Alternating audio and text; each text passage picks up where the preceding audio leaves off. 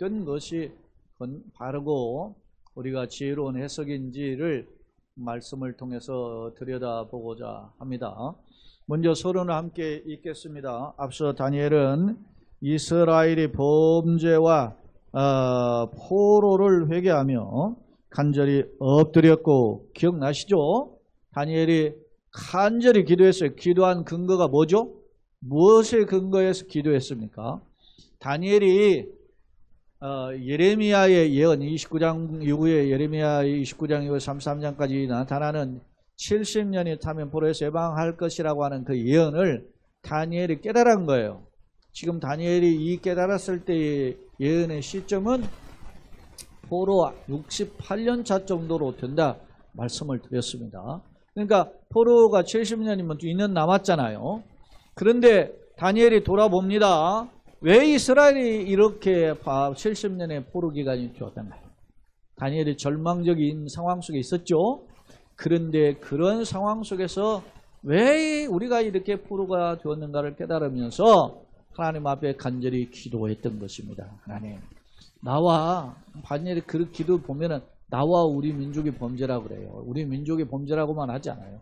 자신의 죄까지도 포함해서 내가 범죄해서, 우리 민족의 범죄에서 이렇게 포로가 되어서 절망의 상황에 나라를 여론을 보내고 있습니다.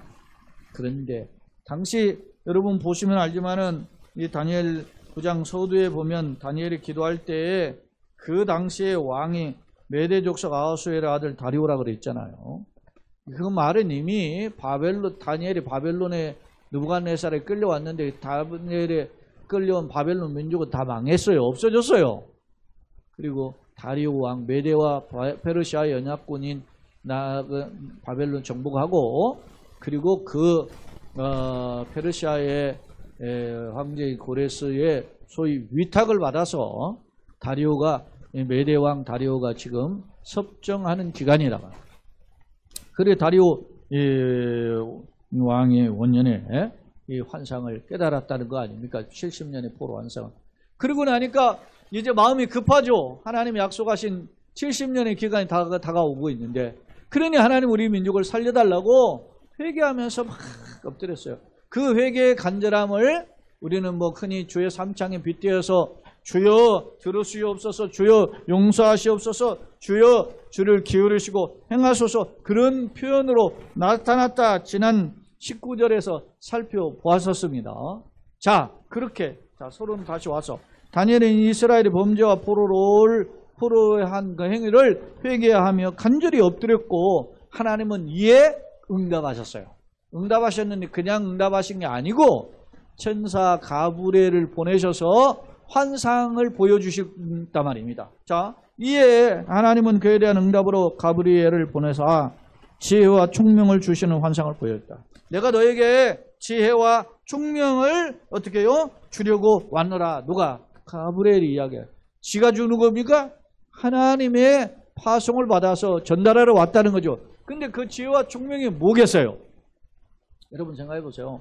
지혜와 총명이 뭐겠어요? 회복이죠. 이스라엘의 회복이죠. 이스라엘 회복은 어떤 회복으로 나타날까 하는 것이 이 70일의 환상의 포커스란 말입니다. 오늘 이걸 놓쳐서는 안 돼요. 자, 그 해석에 대한 해석들을 크게 이제 두 부류 혹은 세 부류 이렇게 곁들여서 해석을 할 겁니다. 자, 그 환상이 70일의 환상인데 내용을 보면 24절이 총괄적으로 27절까지 중에서 24절이 그 70일의 환상을 요약적으로 함축적으로 보여주는 총론에 해당이 돼요. 총괄적으로 본다면 죄악이 어떻게 해요? 용서가 되고, 이게 죄악 용서라는 표현을 반복해요. 예를 들어서 허물이 그치며 죄가 끝나며 죄악이 용서되며 그런 말을 해요. 그리고 이건 이제 허물이 끝나고 죄가 용서되어 죄악이 용서된다라는 말 3번 반복하고, 반대로 영원한 의가 드러나며, 이건 똑같은 말인데 반대적인 표현으로 하는 거잖아요. 같은 의미인데 영원한 의가 드러나며, 그 다음에 환상과 예언이 응하며. 이 환상과 예언이 뭐예요? 누구에 대한 환상? 예레미야를 주셨던 환상, 포로의 해방에 대한 환상이 응하며, 그런 뜻이죠. 또 지극히 거룩한 이가 기름 부음. 그런데 이런 모든 것이 궁극적으로 회복에 되는 그 중심에 누가 있다라는 거예요. 기름 부음 받은 자가 있다는. 메시아죠. 기름 부음 받은 자가 메시아라는 뜻이고 이걸 헬라어로 하면 그리스도 아닙니까? 그러니까 이 환상의 24절은 70일의 환상의 전체적인 총론인데 그 환상의 중심에 이스라엘을 회복한다는 거예요. 죄가 그치고 허물이 그치고 용서되고 그렇게 하고 의가 드러나고 영원한 의죠. 그냥 의도 아니에요. 영원한 영생이죠. 드러나고 그런데 그게 기름 부음 받은 자를 통해서 이루어질 것이라는 거예요. 그것이 70일의 환상에 대한 요점 정리예요. 자, 다시 서론을 받았어.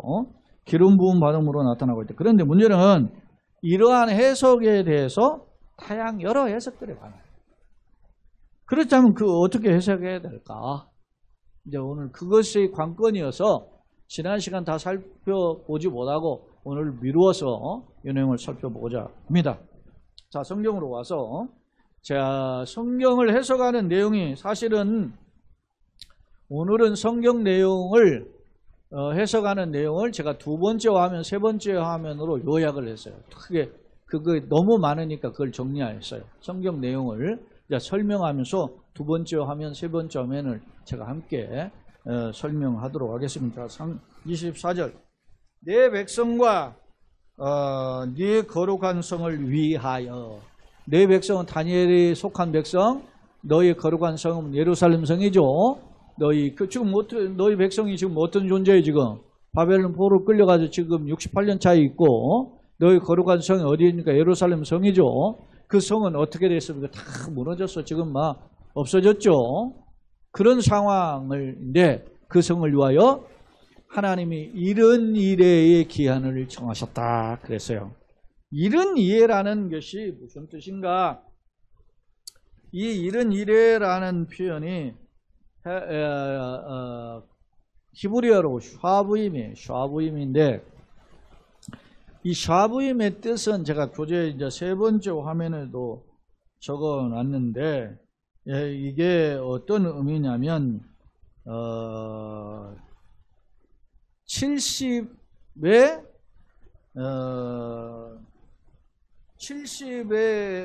제가 이렇게 표했어요.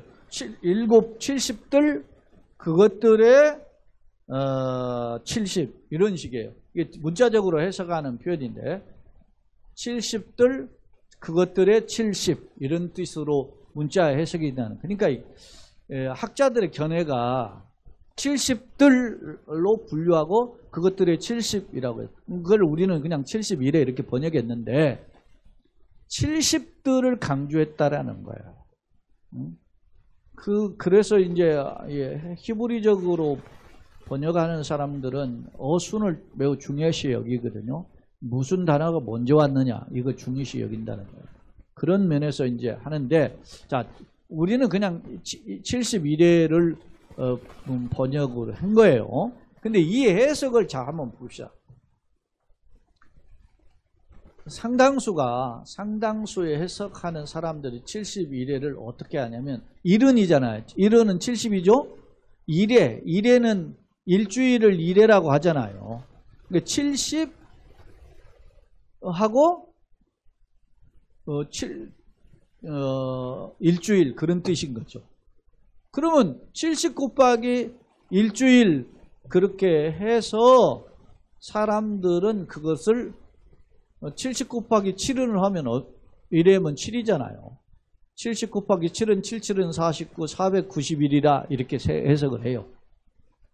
상당수 하는 해석을 하는 사람들이 그 해석에 하는 그 해석의 주된 해석을 소위 세대주의 신학자들, 안식교 신학자들 그리고 복음주의 내에서도 상당수가 이런 70 곱하기 7은 491로 해석한단 말입니다. 그런데 여기에 덧붙여서 우리가 그 민수기의 근거에 보면 민수 13장에 가나안의 정탐꾼을 보내는데 40일을 탐지하게 하죠. 근데 갔다 와가지고 보고를 어떻게 합니까? 불평하잖아요. 10명이 12명을 보냈는데 그 10명이 불평하니까 하나님 그 10명의 불평을 따라서 이스라엘이 전부 불평하니까 그들이 40일을 탐지한 날을 하루를 1년으로 해서 40년 동안 광야에서 방황하게 하잖아요. 그런 계산법에 근거해서 491일이라는 계산을 401일을 1년으로 계산해서 490년 이렇게 해석한단 말이에요. 이게 세대주의자, 안식교, 그리고 복음주의 내에서도 상당수가 그렇게 해석을 해요. 그래서 이 이른 일에 490년의 기간을 어떤 기간인가를 연대 계산을 하는 사람들이 있어요. 자, 이제 첫 번째 이제 큰 해석의 첫 번째 해석인데, 자, 그러려면 두 번째 여러분의 화면을 보여주세요. 두 번째 화면 9분하고 24절 적어놨죠. 70일의 총론후 24절은 71회가 어떤 의미냐 하는 걸 보여주는 게 24절에 죄가 끝나고 기름 부음 받은 자가 오신다. 기름 부음 받은 자는 메시아죠. 이게 예수님이잖아요. 오신다 이렇게 해석을 해요. 그 다음에 25절로 27절은 그 70일에 대한 구체적인 내용을 정리한 건데, 구체적인 설명인데 거기에 내용을 보면 70을 1회가 7일회가 하나 있고 그 다음에 62일회가 있고 마지막 7일회하고 62하면 69이잖아요. 그럼 한 일회가 남았잖아요. 마지막 한 일회. 이렇게 세 가지의 기간으로 해석을 한다. 그것이 이렇게 분류를 하는 해석이 있어요. 자, 그래서 이제 이 71회 그러면 전체 70주인데 이게 그럼 무슨 뜻이냐 하는 학자들의 견해를 저는 크게 둘로 나눠봤어요. 자, 첫 번째 70일의 기간을 모두 예수님의 초림을 가리키는 견해로 본다. 누가? 존 칼빈이라든지 에드워드 요셉 영이라고 하는 유명한 구약 신학자예요.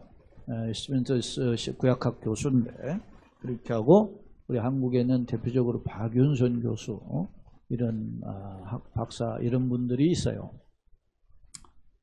그런데 이제 72일의 기간 중에 69일에는 초림을, 마지막 한 일에는 재림을 가리킨다라고 하는 견해가 두 번째 견해, 재림 견해. 왈부드라고 하는 세대주의 학자. 그 다음에 레온 우드, 이분은 복음주의 신학자인데 이분 뭐 글리스 아처, 또 뭐 대표적으로 조용기 목사, 한국엔 이런 사람이 요 두 번째 견해를 하는데, 조용기 목사뿐만 아니라 상당수 한국 교회, 우리 교단의 목사들도 상당수 이 두 번째 견해를 해석을 해요. 자, 그럼 봅시다. 니은 봅시다. 안식교 세대주의 문자적 접근. 이 문자적 해석 방법이, 자, 그러면 오늘 본문은 초림에 대한 견해, 재림을 가지고 있는 견해를 가리킨다. 그래서 오늘날도 이 재림이라는 견해를 하면 이 7일회가 적그리스도가 활동하는 7년 대환란으로 해석을 해요. 그래가지고 주님 재림 오실 때 이렇게 막 큰 난리가 난다. 대적자가 생긴다. 이렇게 해석하는 목사들 많거든, 지금도. 그 해석에 누가 그런 해석을 하느냐? 안식교하고 세대주의가 그런 해석을 한다. 그런 해석이 한국에 들어왔고 그 해석을 유포한 사람이 주로 조용기 목사예요. 자, 한번 봅시다. 그런 해석의 근거가 뭐냐면 문자적 접근. 특히 안식교라든지 세대주의는 문자적 해석을 하는데 유명한 사람들이에요. 자, 봅시다. 71회를 490일로 해석하고 1일을 1년으로 환산하여, 앞서 제가 그런 말 했죠. 민수기 14장의 설명, 에스겔 4장에 있는 내용을 보면 그걸 하루를 1년으로 계산하는 방법도 있어요. 그래서 그거를 70 곱하기 7 하니까 77은 49 해서 490년 그렇게 해석한다. 안식교, 대표적으로 안식교는 예루살렘을 중건하라는 명 25절에 나와요. 그것을 바사의 아삭사드사 왕의 7년으로 해석을 해요. 이게 구체적으로 연대 계산합니다. 그 해가 457년으로 보는데 457년 보고 예수님이 세례를 받으신 해를 그것이 그 해를 처음에 7일에 또 그 다음 62일에 해가지고 69일에라고 보거든요. 69일에면 그걸 계산을 해보세요. 69일 7을 곱하면 483년으로 보는 거예요. 483일인데 그걸 연으로 계산하면 483년인데 아닥사스다 7년하고 457년이죠. 그리고 플러스 예수님이 AD 27년에 세례를 받으셨으니까 그때 해서 27년으로 본다는 거예요. 그러면 덮치면 한 484 나오잖아요. 근데 한 해는 같이 중복이 되는 해잖아요. 그죠? 그러니까 483년 딱 맞아떨어진다 이렇게 해석을 해요. 누가? 안식교가 이런 해석을 해요. 그래서 예수님의 초립 공생의 사역의 요 기간까지를 69일에로 본다. 이렇게 해석을 하는 겁니다. 자, 세대주의. 그럼 세대주의는 어떠냐? 세대주의는 앞에 아닥사스다 7년 457년으로 해석을 하지 않고 조금 소급해서 앞에 연대를 계산해요. 7일에와 62일에 다시 말하면 그걸 합치면 69일에를. 이게 연대 계산이 조금만 다를 뿐이지 거의 같아 대동소이해. 그래서 연대 계산만 방식만 다를 뿐 안식교와 비슷하며 특히 마지막 한 주간을 그러면 7일에 62일에 하면 69일에잖아요. 그럼 한 일회가 남았잖아요. 69일의 차에 예수님이 오시고 거기서 이제 하고. 그럼 한 일회는 뭐냐? 예수님의 사역 위에 예수님이 죽는다는 표현이 이제 그 25절, 26절 나오거든요. 그 기름 부은 자는 그러니까 끊어진다는 표현이 나와요. 26절에. 그게 이제 십자가 죽음을 가리킨다고 보고 그 위에 공간의 텀이 있고 공백기라고 봐요. 공백기. 예? 누가? 이 안식교는 세대주의자, 특히 세대주의자가 공백기로 보고 그리고 마지막 한 일회가 남았잖아. 한 일회는 소위 예수님 오시기 전에 소위 7년 대환란으로 해석은 세대주의자들은 예수님이 재림하면 공중에서 혼인잔치 하잖아요. 공중에서 7년 대환란을 공중에서 혼인잔치에 묻고 지상에서는 막 고난당하고 핍박당하고 우리는 공중에서 예수님과 함께 혼인잔치에 참여하고 있고 그리고 7년 대환란이 끝나면 그때 예수님이 재림한다. 이렇게 세대주의 가르치거든요. 한국교회 상당수 목사가 이렇게 가르쳐요. 이런 해석을 취한다 말입니다. 응? 자, C 또 하나 있죠. 첫 번째 큰 타이틀로 문자적 해석하는 부류 중에 이런 안식교회 해석, 세대주의 해석, 그리고 혹자는 이게 복음주의 내에도 그런 말이에요. 제가 문장을 다 적을 수가 없어서 이렇게 짧게 적었어요. 왜냐하면 공간이 없어 지면이 줄인 거예요 지금. 혹자는 복음주의의 일부는 69일의 후에죠. 메시아가 오고 공백기가 있으며 이게 세대주의 해석하고 같아요. 공백기가 있고 7년 대환란을 마지막 한 주 69면 70일에 한 주 남았잖아요. 그걸 7년 대환란을 해석하는 것에 동의해요. 제가 오늘 주석을 본 주석에도 그렇게 해석이 되어 있어요. 자, 그러면 앞서 초립을 가리킨다고 하는 견해가 복음주의 견해 칼빈이라든지 이재영이라든지 박윤선 박사라든지 이런 분들을 가르쳤죠. 저는 이걸 복음주의 견해로 보는 거예요. 자, 보세요. 자, 박윤선 주석에는 이렇게 해서 71회를 71회를 샤부임이라 그랬어요. 샤부임인데 그 뜻을 이렇게 해석했어요. 자, 문자적으로 일곱들 그것들 이게 세 번째 화면입니다. 샤부임 일곱들 그것들의 70이라는 문자적으로 보면 그런 뜻이다. 그런 뜻인데 시간 다시 말하면 주간의 길이를 말함보다는 71회 하면은 어떤 시간을 가리키는 것보다는 자 여기 중요한 거예요. 일곱들이 상징하는 성격을 강조하는 표현이다. 성격으로 해석했어요. 성격은 뭐냐? 70은 뭐예요? 7 곱하기 70은 뭐예요? 7은 완전수, 10은 만수잖아요. 그러니까 70은 완전함이 많은, 가득 찬 거예요. 그러니까 이걸 상징적으로 해석하는 사람은 신령함을 강조한 표현이다라는 거예요.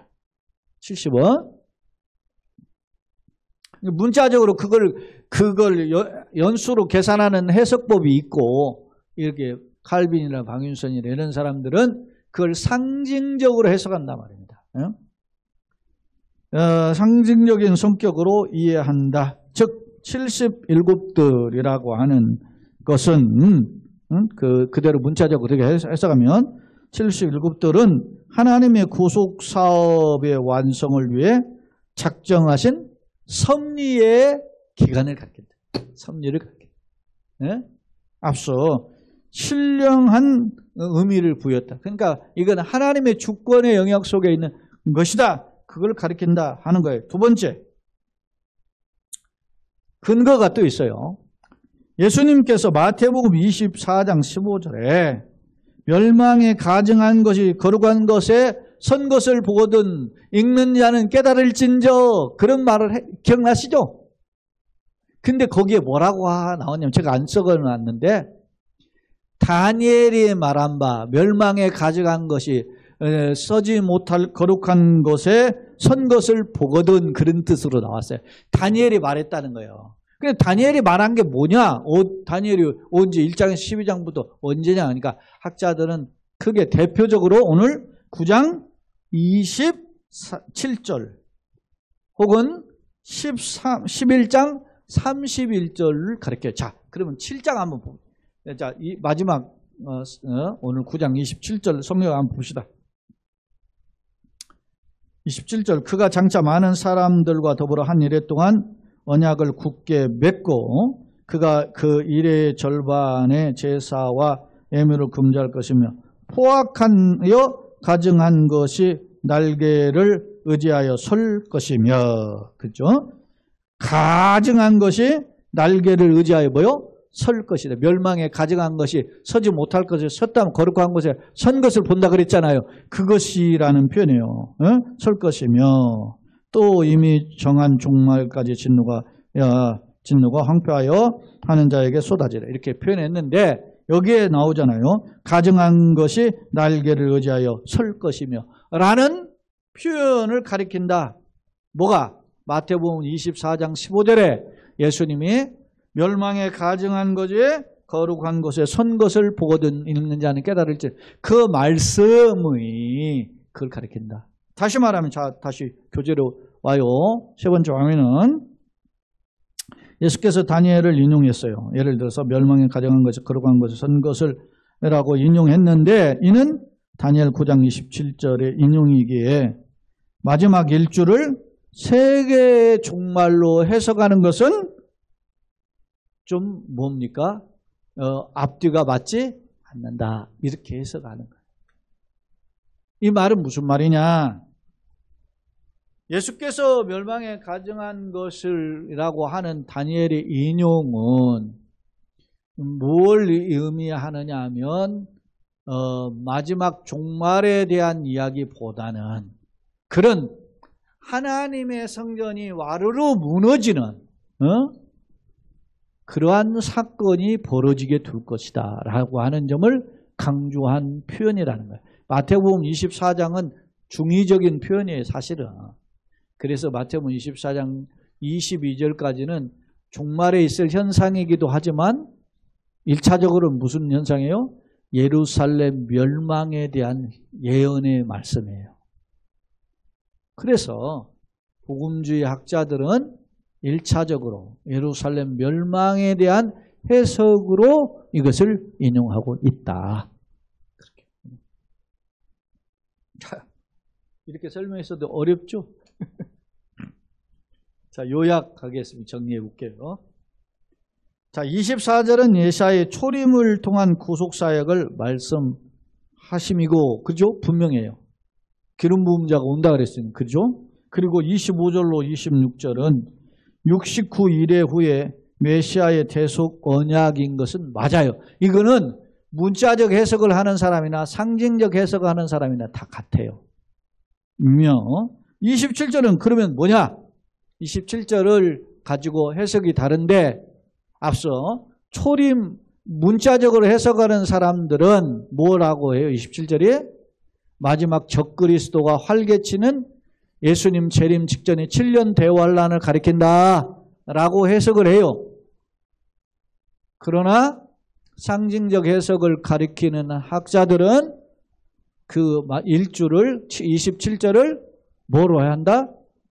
예루살렘 예수님 십자가에 죽으신 이후에 예루살렘이 멸망하는 기간을 한 주 기간으로 본다는 거예요. 그럼 목사님 해석은 뭐냐? 여러분 궁금하죠?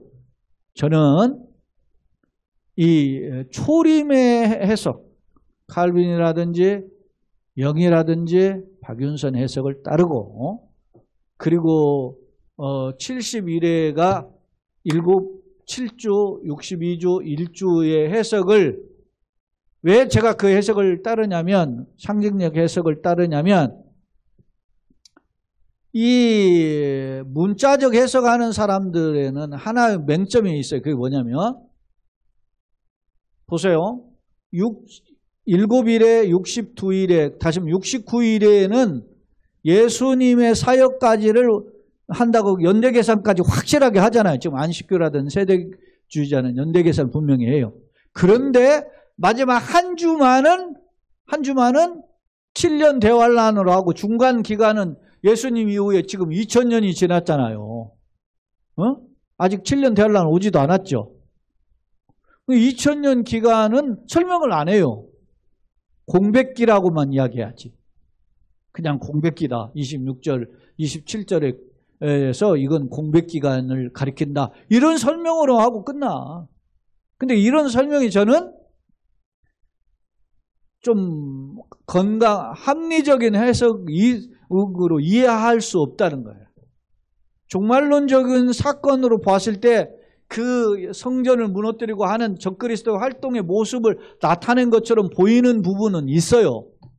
그러나 제가 보기에는 그런 해석보다는 굳이 앞서 칼빈이나 박윤선이나 영이나 이런 분들이 해석한 해석이 뭐예요? 예수님 이후에 예루살렘 멸망의 사건을 예고한 표현이다 하는 해석이 더 합리적인 해석이에요. 그래 일주일 텀이 없이 바로 이어지잖아요. 그게 일주일 그걸 이제 예수님이 그리스도의 초림 이후에 그러면 예루살렘 멸망이 언제 있어요? AD 70년에 있어요. 로마의 디도라고 하는 장군, 나중에 이 디도가 로마의 황제가 되죠. 그 아버지 베스파니아 파시아니에 이어서 황제가 되는데 그 아버지 황제가 있을 때 자기가 장군으로 있을 때 와서 예루살렘을 정복하고 완전 무너뜨리거든요. 왜 그렇게 무너뜨렸냐면 그 예루살렘에서 반란을 많이 일으키고 막 마사다 전투 일으키고 막 한 거 하고 하니까 막 로마 군대가 화가 나가지고 와서 짓밟아 버려요. 그런 일들이 벌어지는데 그때 예수님 시절에 있었던 성전 그것이 소위 헤롯 성전이라 하죠. 헤롯이 40년 넘게 지었던 그 성전 그래도 완성이 안 됐던 그 성전이 다 무너져요. 그리고 이스라엘이 어떻게 해요? 그때 완전히 다 뿔뿔이 흩어져요. 2000년 동안 그래서 이스라엘 민족이 없어졌잖아요. 그러다가 히틀러의 핍박받고 하다가 유대인들을 나라를 주자 그 성경에 근거해서 그래서 1948년도에 지금의 예루살렘 그을 중심으로 이스라엘 팔레스타인 땅에 나라를 정부를 세우게 해준 거예요. 그러니까 그동안 2000년 동안 그동안 텃밭을 이루어서 살고 있었던 사람 누구예요? 팔레스타인이란 말이에요.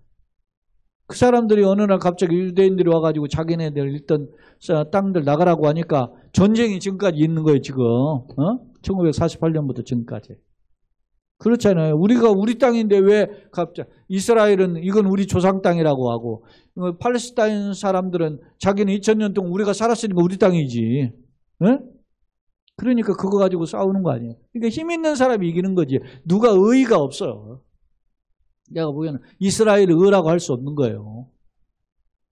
어떤 사람은 암묵적으로 뭐 성경 이스라엘 역사하고 하니까 이스라엘 응원하는데 저는 그렇게 생각하지 않아요. 영적 이스라엘이 이스라엘이지. 참 할례가 표면적 할례가 참 할례가 아니고 이면적 할례가 참 할례라고 하잖아요. 그 말은 무슨 말이에요? 혈통적으로 아브라함의 조상을 둔 사람들이 진정한 이스라엘 아니야. 우리가 이스라엘이지. 우리가 믿음의 조상 아브라함을 둔 우리가 믿음의 자손이란 말이에요. 어? 그들은 예수를 안 믿잖아. 근데 그게 무슨 영적 이스라엘이라 할 수 없죠. 자, 돌아와서 이제 결론입니다. 자, 이 성경을 마치 좀 설명 좀 읽어보고.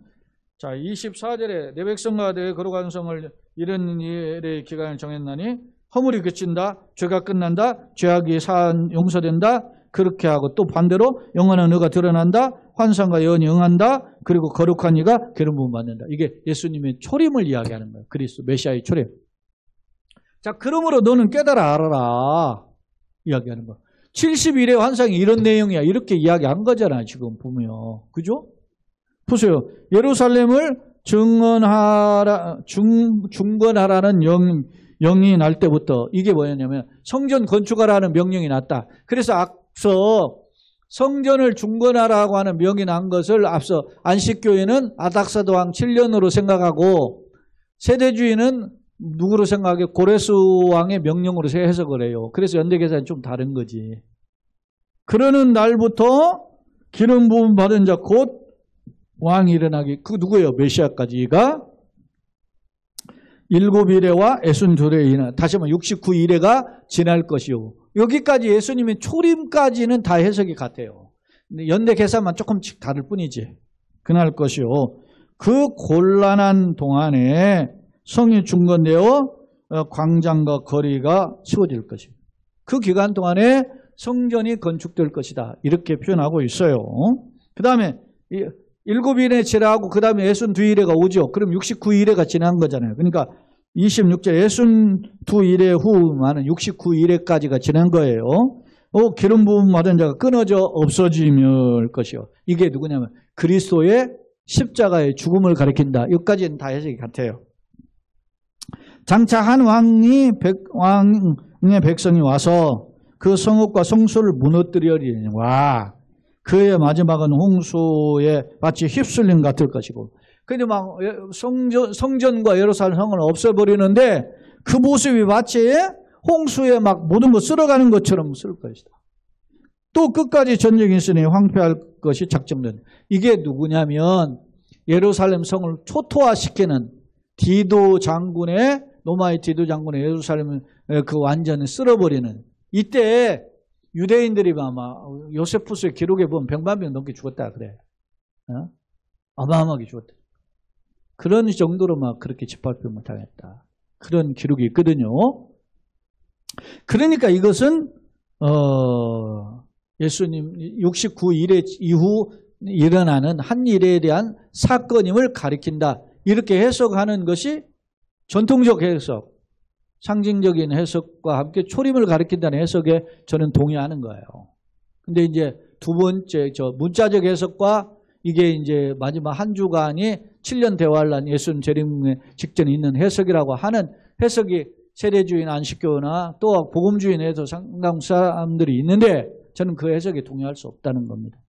자, 그가 장차 많은 사람들과 더불어 한 이래 동안 언약을 굳게 맺고 그가 그 일의 절반에 제사와 예물을 금지할 것이며, 그러니까 막 그가 누굽니까? 한 왕이 지금 막 짓밟하는 그 왕의 행동에 대한 표현이에요.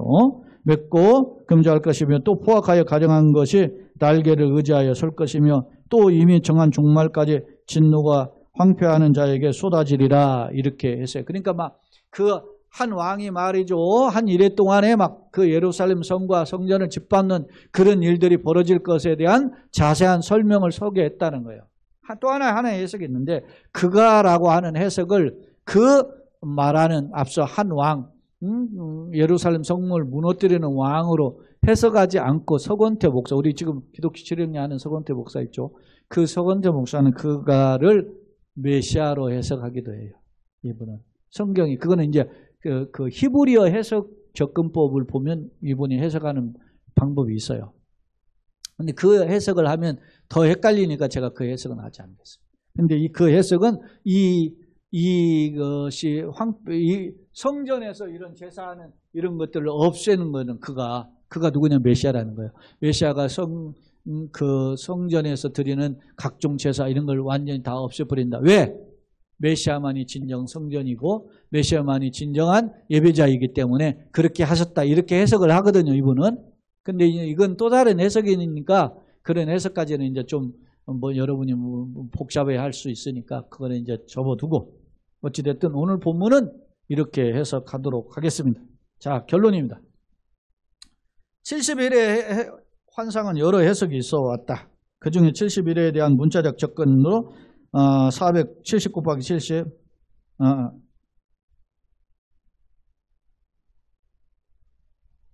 70 곱하기 7 1회니까 7이에요.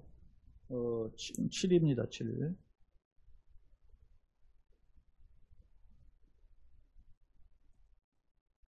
70이 아니고 70 곱하기 7은 490일이에요. 1일을 그리고 1일을 1년으로 해석해서 하는 견해와 이게 문자적 해석이에요. 그리고 반대로 상징적으로 이해하는 견해, 앞서 칼빈이라든지 이게 거룩한 7 곱하기 10은 거룩함에 대한 표현이다. 그런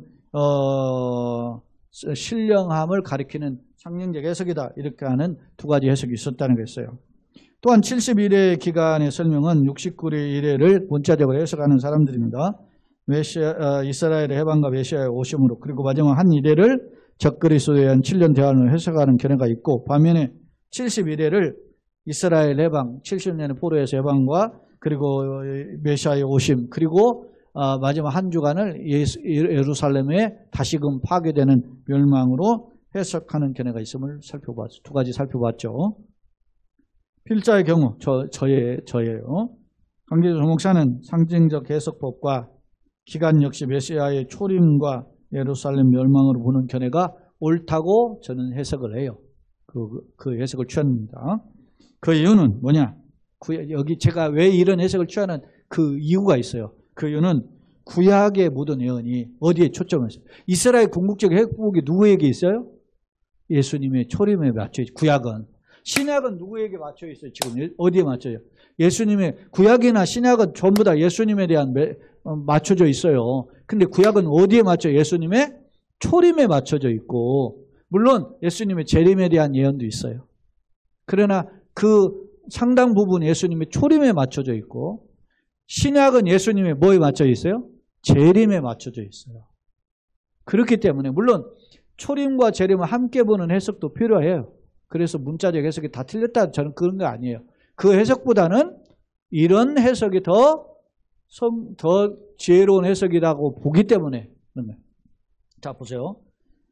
특히 환상은 그 이유는 구약의 예언이 종말보다는 종말은 언제 있어요? 예수님이 재림 때 있죠. 그 재림보다는 예수님의 초림에 집중하기 때문이다. 특히 본 환상은 다니엘이 지금 뭐 했어요? 우리가 지금 바벨론 70년 끝나는 무렵에 있잖아요. 지금 이게 해석을 하고 하나님 어떻게 하면 도와주세요. 이스라엘 민족 회복에 대한 것을 구했잖아요. 그거에 대한 응답으로 가브리엘 보내서 70일의 환상 보내줬잖아요. 그렇기 때문에 이스라엘의 회복에 초점을 맞추고 있는데 이는 메시아예요. 초림과 예수님의 사역을 통해서 성취되는 것으로 이해하는 것이 옳다는 겁니다. 그렇다고 보면 무슨 해석? 문자적 해석보다 상징적 해석과 초림의 견해가 더 옳다.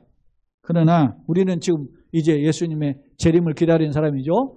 재림을 기다리는 성도들은 이제 재림의 약속을 붙잡고 걸어가야 한다. 바라기는 그런 복된 걸음이 되기를 예수님의 이름으로 축원합니다. 아멘.